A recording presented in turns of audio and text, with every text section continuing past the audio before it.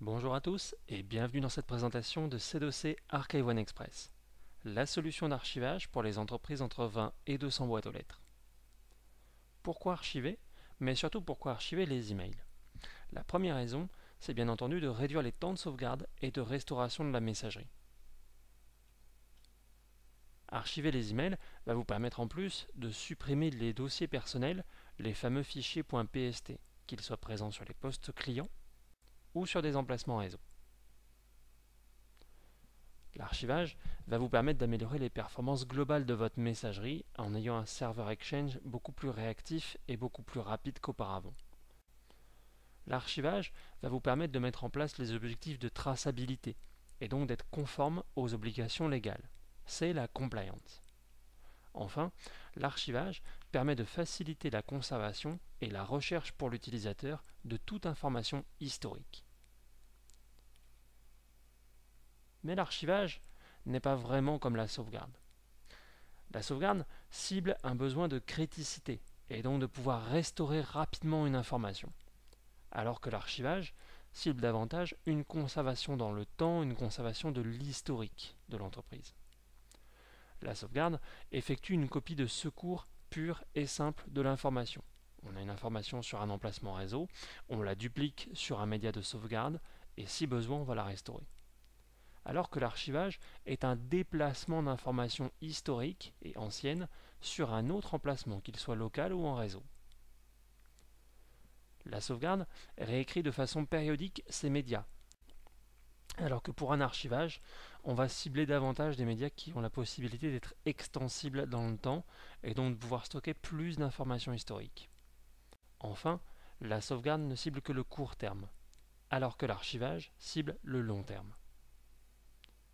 Nous voyons donc que ces deux mondes sont vraiment très différents et nécessitent donc d'être indépendants.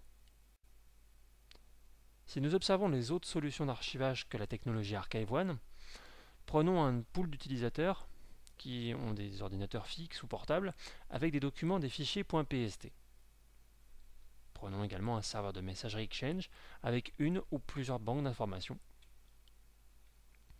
Toutes les solutions d'archivage de mail sur le marché nécessitent une base de données de type SQL Server. Et donc à chaque traitement d'archive, je vais donc réduire le volume parce que je vais aspirer des informations dans Exchange et tous mes fichiers PST, mais je vais créer un volume d'archives intimement lié à une base de données SQL.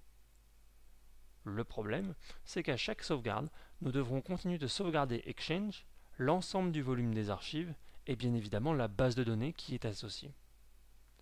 Comment dans ce cas parler d'indépendance de l'archivage par rapport à la sauvegarde si les deux systèmes restent intimement liés? Dans le cas de la solution Archive One Express, le processus est complètement différent. Nous avons toujours nos utilisateurs avec leurs fichiers PST et notre serveur Exchange. Archive One peut directement dans certaines configurations être installé sur le serveur de messagerie lui-même. Contactez-nous pour plus d'informations. Si nous lançons un processus d'archivage, Archive One va créer différents stockages, différentes archives indépendantes les unes des autres et année après année. C'est-à-dire que les index de 2011 sont complètement indépendants des index des années précédentes.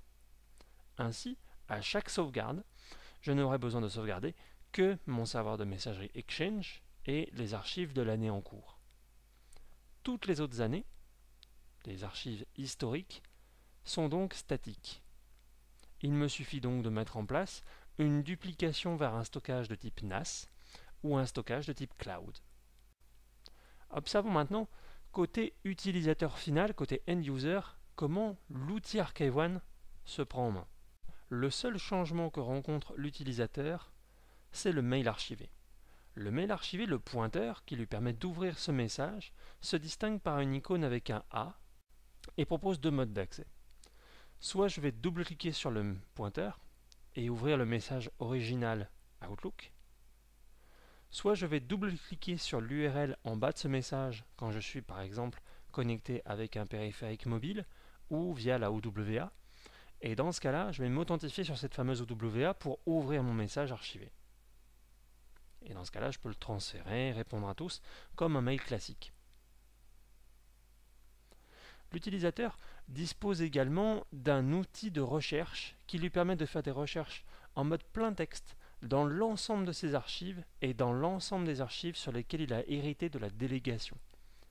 Si par exemple je recherche un mot-clé, en quelques clics, je vais obtenir le résultat de ma recherche, ouvrir un message et l'obtenir dans un formulaire Outlook.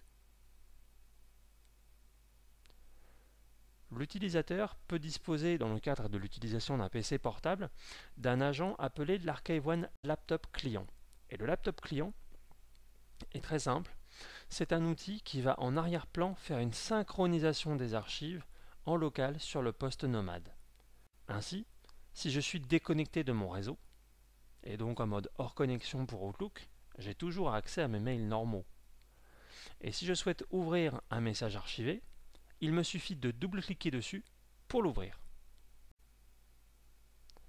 Observons maintenant la configuration, l'exploitation d'Archive-One Express, donc le côté administrateur. La prise en main d'Archive-One Express est très simple et rapide grâce à une interface de type MMC. Et au travers de cette interface, nous allons spécifier et indiquer quelle boîte aux lettres nous souhaitons archiver. Un assistant va permettre en quelques clics de configurer le scénario d'archivage que nous souhaitons mettre en place, avec la création des années antérieures et des années futures que nous souhaitons archiver. Puis nous allons indiquer quel type de scénario nous souhaitons prendre en compte. Est-ce que nous souhaitons traiter l'archivage par une problématique de volume, donc traiter les boîtes aux lettres en fonction de leur taille, ou traiter en fonction de l'ancienneté des messages? Et le cas échéant, l'assistant va poser quelques questions supplémentaires pour configurer les stratégies. C'est des stratégies donc que nous pourrons exécuter soit manuellement, soit de façon planifiée, et de traiter et de créer les stockages. De plus, l'outil Archive-One Express inclut nativement la gestion de la problématique de la compliance, comme nous l'avons vu auparavant. Donc le stockage pour le journal, le stockage des données historiques, est également créé par l'assistant. Enfin, cette console permet de détecter et de recenser l'ensemble des fichiers PST qui ont été découverts sur votre réseau.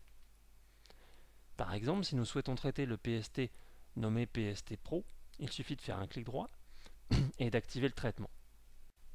Le PST Processor est un agent qui est chargé sur l'ensemble des postes du réseau.